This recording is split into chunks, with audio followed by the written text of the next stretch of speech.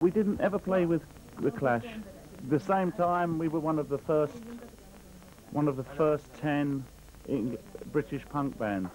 One of the first 10. We've done concerts in really crazy things where our agency has made a mistake, and they made us a concert, and we arrived, and it was all people aged 60 and over, and they didn't understand why we're there, and we tried to play very quiet for them because they were with the hearing things and the walking sticks, and so we tried that, and they all walked out really quick, except for one guy who had this thing for walking, and it took him 4 songs to get out of the hall.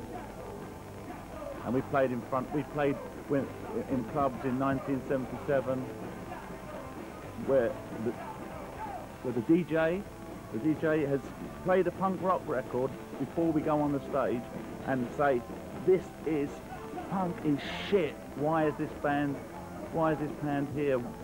We don't want punk.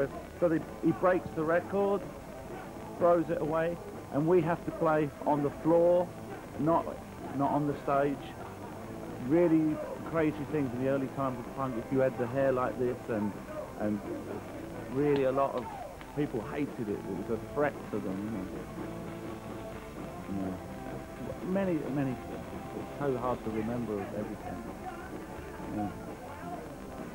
I didn't play on every one of the. I played on the first 2 singles, 245 in '77. Then I left for a while, and the band carried on until 1980, and then they came back again in '82 to '84, and then through Campino from Portinghausen, good friend of mine, we meet, and he says, come on, get the Lurkers going again. We pay for a new LP, we make a tour, and come back. So since March '87, we never stopped. Campino's a bit younger than we are, you know, and he was 14 or 15 when we were 20, 21 making punk rock music. But Ramones, I would say, for the Lurkers especially, a very big influence with some other American bands like New York Dolls, especially Iggy Pop, MC5, The Dictators, you know, and British glam kind of stuff from the early 70s, Slade, Gary Glitter, you know, all this good poppy hard music. I think Nirvana were a really great band. I mean, I think that was one of the best bands in many years.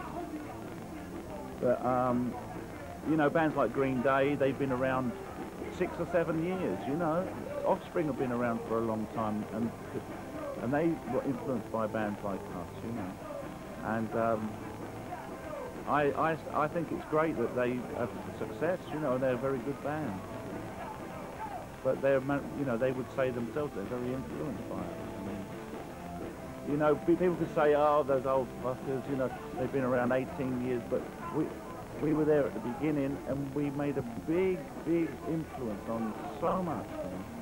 We have a Margaret Thatcher there at the time, absolute, you know, arsehole.